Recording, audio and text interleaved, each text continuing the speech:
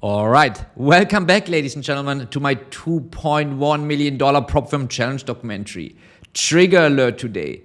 The 4-hour supply zone on the USD Swiss franc triggered already. But no worries, no need for FOMO. I'm also not in yet. I will use this video to show you how I refine Forex entries using futures charts. I will also show you how I add on to running positions and give you the mechanical rules for it. So let's jump into the charts. Now we start with the futures charts, and I want to show you something first here on the daily chart on the Swiss franc using our Campus Algo forecast, our seasonal forecast with a twist, how I like to say. The bottom here, you see that dip here was forecasted quite nicely by our tool, and now the bottom of all bottoms, a big bottom at least, is supposed to happen tomorrow. So it makes sense, it lines up with our entry. Now look at this. Now here on the 180-minute chart, which is obviously the 3-hour chart, I want to show you something really interesting on the futures again. And this is what I call, and I'm going to highlight this for you, a mini gap. And these, how I like to call it, mini gaps are only visible on lower time frame charts, and they usually happen during high volatility periods or very, very low volatility periods. So, and here what you can see is we have from this candle low to this candle, the next candle open, we have this gap here. And these mini gaps, based on my observation, usually act like a magnet. And here even better, this gap is just right into this demand zone on the Swiss franc that basically, I will show you in a minute, that we highlighted the supply zone on the USD Swiss franc. But it's still a little bit lower. So what I would expect, it doesn't necessarily has to happen. So price from here could obviously rally, but if price drops into that supply zone, filling this mini gap, and you don't see them very often, but if you see them, then they're usually getting filled very quickly, these mini gaps. And again, you only see them on the futures charts, on lower time frame charts. You could even go down to 60 minutes and then observe these mini gaps. So I would expect if we come lower, this is where price will go and will stop. And then from here, from this zone, price is going to rally. By the way, there are two zones on top of each other. This is what I'm covering now in a second. So again, now we go to our Forex chart, and this is the level that we highlighted in the last episode, and it triggered already, aka sniper entry. But I would expect price now to fill this mini gap in the futures, so most likely come a little bit deeper. So now what I'm going to show you next are both charts, the futures to the left, and this is now really interesting, both charts on 180 minutes, 3-hour charts, and this is where we're going to define our entries. And you see again here on the futures, this is where we see this mini gap. All right, this is where we see this mini gap.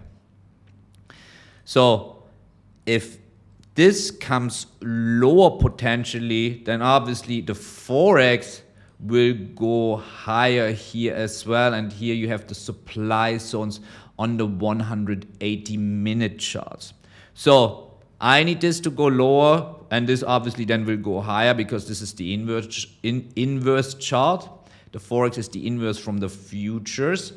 And now what is really interesting, ladies and gentlemen, we have two level on top of levels. So you have here a supply zone, and here we have a supply zone. Drop-based drop, followed by another drop-based drop. And this is what I call a level on top of level. The lower level is the proximal level, the upper level is the distal level. Now, how could you play this? Now I give you multiple options. You could only place the proximal level and put your stop loss above that proximal level. However, you have a level on top of level, so price could go all the way to the upper level and from there fall. So that's why if you only place the proximal level, the disadvantage is that it might stop you out, hit the distal level and then drop. What's the advantage? Obviously, you have a higher risk to reward proposition. So everything comes with pros and cons. So for me, because I see this challenge documentary as a case study, ladies and gentlemen, where I would like to pass this challenge, ideally with higher time frame trades, and showcase that you can easily, quote unquote, easily pass a challenge with higher time frame trades. I mean, I've done this already with higher time frame trades on true Forex funds and on Funded Next, but I want to show it to you guys again. And this time live and unfiltered. And for me, now I will add on to this position. And I will combine these two levels and just put my stop loss just a little bit above this distal level. So now, what are the rules to add on? Now, rule number one is really important. Rule number one is really important. I write this down so you have them. Rule number one, put your initial stop loss to break even. That's rule number one. Rule number two is fundamentally still same scenario, right? Nothing has changed fundamentally. That's why we are allowed to add on. And rule number three, technically, or we can just say supply and demand, high quality level. And this obviously is a super high quality level. So my initial stop loss has to go to break even, and that's when I'm allowed to add on, because it's basically just a new position with like the same rule set being applied, so to speak. So now, and I want to show you one more thing. So this is the level on top of level. I combine it. You could, by the way, also only place the distal level. Well, then you have less likelihood to get filled. But again, if you get filled and price goes in our favor, then you have a very high risk to reward proposition. If you combine, well, it's the highest likelihood to get filled. It's kind of also, you give price a little bit of more wiggle room not to get stopped out, but obviously you have less risk to reward proposition. Again, pros and cons, how you place this trade. There are multiple options, and this is the way how I place it. I combine it to one. I sacrifice on risk to reward. I don't care much about risk to reward in this challenge, because it's more like I have to pass the challenge. And again, 2% risk on that combined level. I would like to show you also something interesting technically. And if we look at the chart, at the USD Swiss franc, here the 4-hour chart, just only the 4-hour chart. So this looks like, and this is only technically, right? Fundamentally, we are still on the same page. So if this goes maybe a little bit higher, so what do we create here technically? It's really interesting. Technically, it's pretty obvious to me as well. So it's lining up technically. So we're creating here the next right shoulder. So we have here a picture perfect head and shoulders setting up on the Swiss franc. So technical target based on the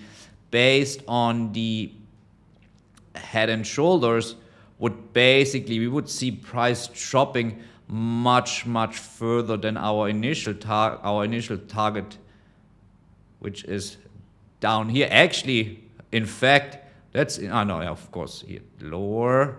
So you see we have basically even down here more or less the technical head and shoulder targets, if this is playing out nicely, which makes also sense because here we have another very high quality smack down into that high quality demand, which is also daily and weekly demand. So even that technical target based on that price action pattern, based on that technical pattern head and shoulders, makes a lot of sense that we would go all the way down here if it's going to play out. All right, so I'm going to add on officially. By the way, I placed the order already, and we will see how this is going to play out.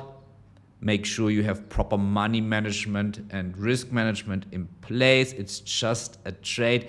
Every trade can fail. It's just statistics. Make sure you don't bet your house on these trades. And that's it for episode 3. And let me know how it goes. Bye-bye and talk to you later.